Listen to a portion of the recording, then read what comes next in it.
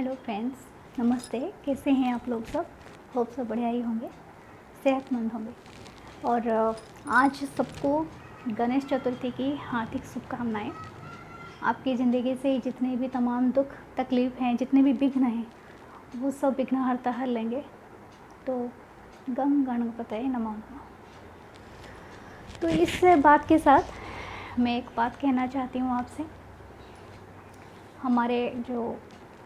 हमारे साथ जो भी विघ्न आते हैं, काम बनते बनते बहुत सारे काम रुक जाते हैं, तब हम गणपति जी को याद करते हैं। सही में अगर उनको हम पूजा करते हैं तो डेफ़िनेटली हमारी बहुत सारे विघ्न हर जाते हैं। एटलीस्ट आप जानते हैं वो ज्ञान के देवता हैं। ज्ञान इसीलिए नहीं मिलता है कि आपको जो पर्सपेक्टिव मिलता है वो बहुत बिगर मिलता है। जानते हैं ना गणेश जी के बारे में, उनका एक दंत बोलते हैं ना उनके एक्चुअली 2 दांत हुआ करते थे।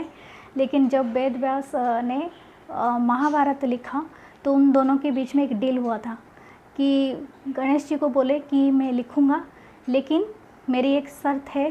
गणेश जी एक्चुअली वेद व्यास जी गए गणेश जी के पास, क्योंकि यहाँ पर और कोई था नहीं। जो महाभारत है उसका नाम पहले था जय भारत, बहुत बड़ी एपिक स्टोरी है। तो इसे लिखने के लिए कोई भी राज़ी नहीं हुए, तो इसलिए गणपति जी को आह्वान किया। तो गणपति जी राज़ी हुए थे उसको लिखने के लिए।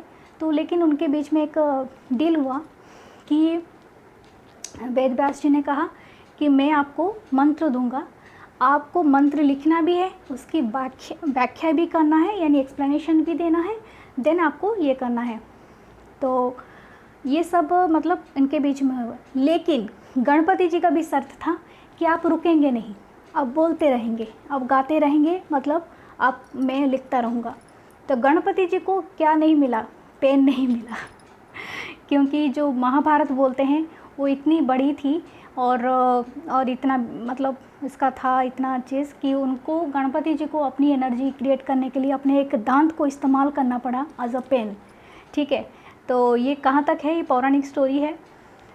तो फिर उन्होंने क्या किया, एक दांत को तोड़ के अपना पेन के तरह पे स्टार्ट किया और लिखना स्टार्ट किया महाभारत।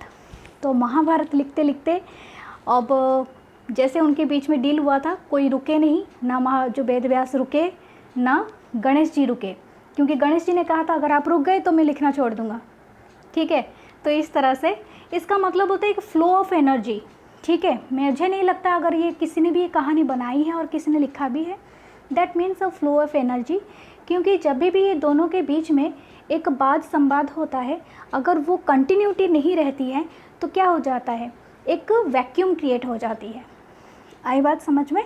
तो इसलिए जब हम कुछ सीखते हैं, इसका मतलब होता है हमें उसे ख़त्म करना पड़ता है, फिनिश लाइन तक लेना पड़ता है।